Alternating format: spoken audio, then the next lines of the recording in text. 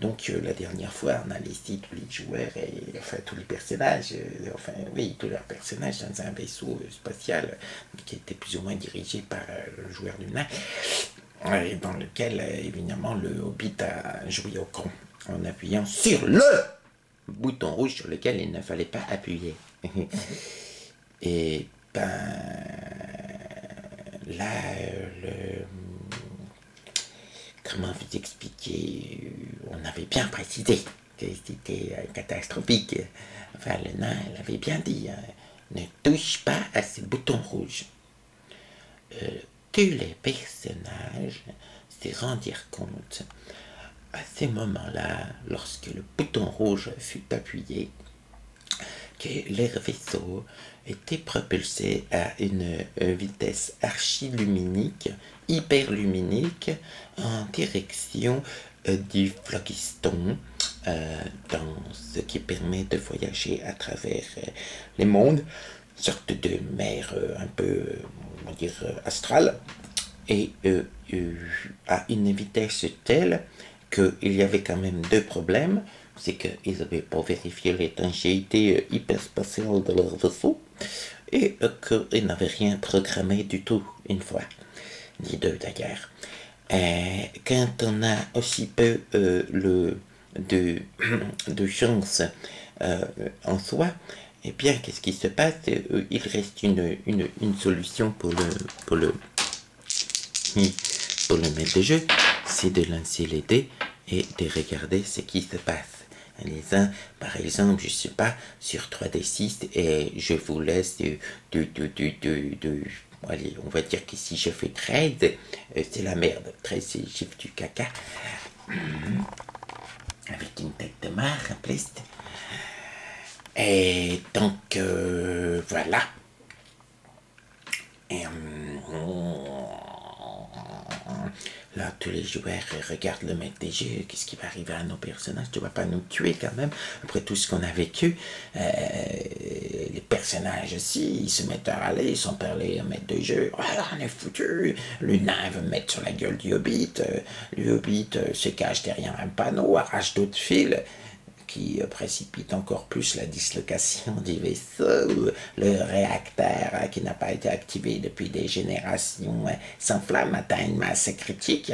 Les magiciens se rendent compte qu'ils n'ont que des sorts de feu, qu'ils ne peuvent pas lutter pour faire un contre-feu contre ce feu qui, lui, n'est pas d'une essence tout à fait magique.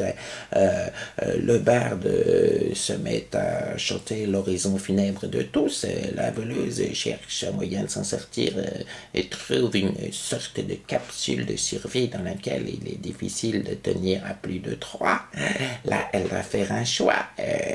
Qui viendra avec moi et puis où irait-on? À ce moment-là, effectivement, comme ça devient super compliqué, elle se rend compte qu'elle doit vraiment faire un choix. Et voir arriver le guerrier, oui, c'est le plus beau du groupe, ah ben pourquoi pas, enfin, sauf qu'il faut quand même que Soubien, et puis bon, peut-être le barde, mais le guerrier, le barde, mais oh, ben, c'est pour qu'elle aime pas les autres, mais le barde, si elle a appris un petit peu quand même, elle n'est pas vraiment salope, que finalement, après tout ce qui s'est vécu dans l'incident temporel, ça risque d'être un peu son descendant. Donc, elle part les prévenir, ils sont à l'autre bout du vaisseau. Pendant ce temps-là, les hobbits, lui, trouvent aussi comment dire, cette capsule de survie. Il rentre avec le Deva. Ben oui, le Deva qui, lui, perçoit une sorte de portail. Comme c'est un plein air, il est capable de voir les portails. Là, le Hobbit, il joue avec des boutons, paf, la capsule de survie est éjectée. Vers où? Ah ben ça c'est une autre histoire qui pourra être racontée dans une suite éventuelle assez chronique. Non, je déconne, non. La capsule, elle est expédiée vers le plan de Baator, qui n'est pas le meilleur des plans où aboutir quand on est un Hobbit et un Deva. Ça sera peut-être l'objet des un futur épilogue, quoi. Le Deva et le Hobbit dans le plan de Baator, ça va pas être très facile pour eux. Quant aux 6 autres, se rendant compte que le navire se disloque de plus en plus, panique, tous autour du barde, est-ce qu'il y a quelque chose qui peut être possible d'être fait pour nous sauver, toi qui as peut-être le savoir de tout? le nain qui essaie de lire tous les instruments qu'il se sent capable de lire, il s'est dit, oui, j'ai un problème, j'ai été béni par Plouf, mais ce vaisseau n'a pas été fabriqué que par des représentants de la race de Plouf, je comprends rien aux icônes et aux symboles qui apparaissent là. En fait, ça doit être des guerriers qui étaient sans doute des sortes de pirates de l'espace qu'on volait à un vaisseau extraterrestre qui leur appartenait pas, ce qui fait que je comprends pas la langue. Est-ce que tu peux lancer un certain compréhension des langages, oh magicien? Oui, je pourrais si j'avais enregistré le sort ce matin, je suis bien baisé là, fait le magicien avec les voix qui se distordent. Il voit passer à travers un hublot à nouveau le cul d'Alzatoth. Là, miracle, ils sont protégés toujours par les champs énergétiques du vaisseau qui ne se disloque pas.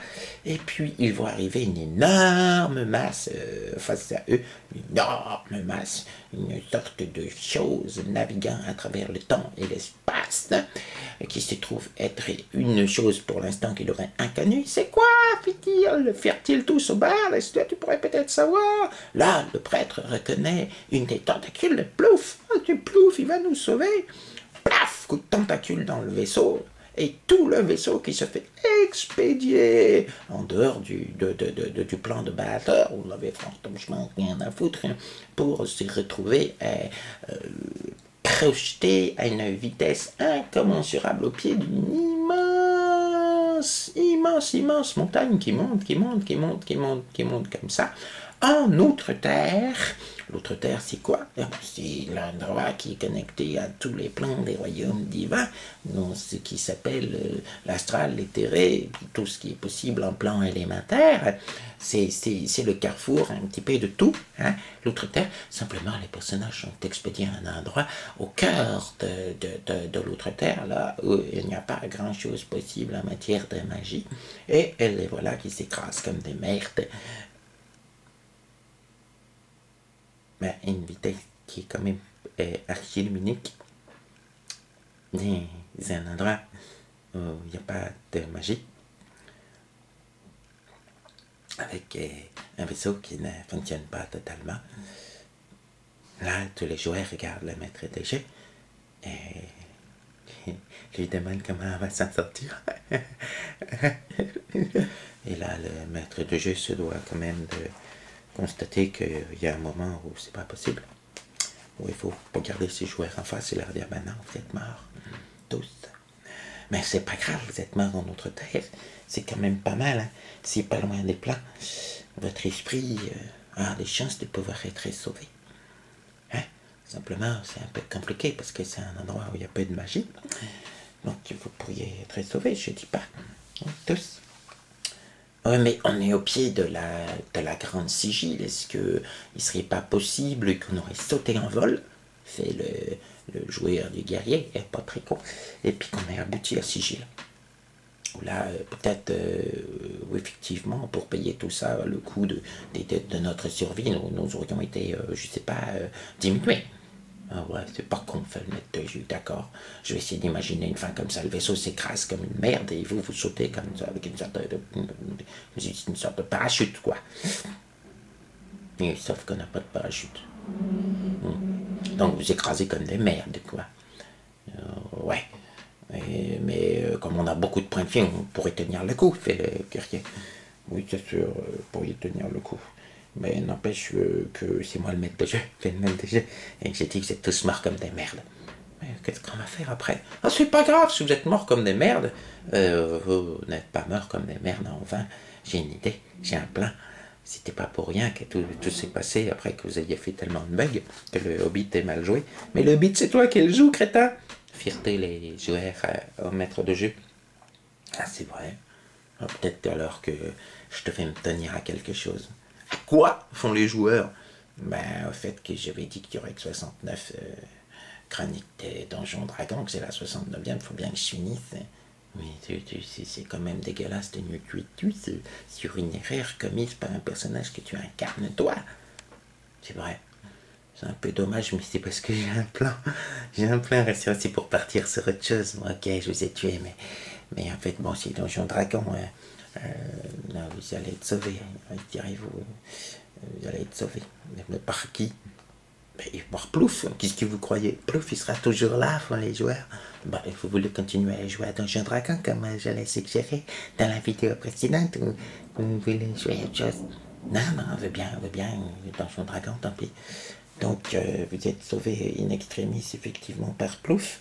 Mais Plouf ne peut pas vous sauver à sigil parce que les dieux ne peuvent pas intervenir. Donc, vous êtes sauvé au bas de cet endroit en attendant de pouvoir être régénéré. Je ne sais encore comment. Hein? Je ne sais pas, n'insistez pas. Mais on verra bien la semaine prochaine. Ce sera simplement d'autres chroniques. Voilà.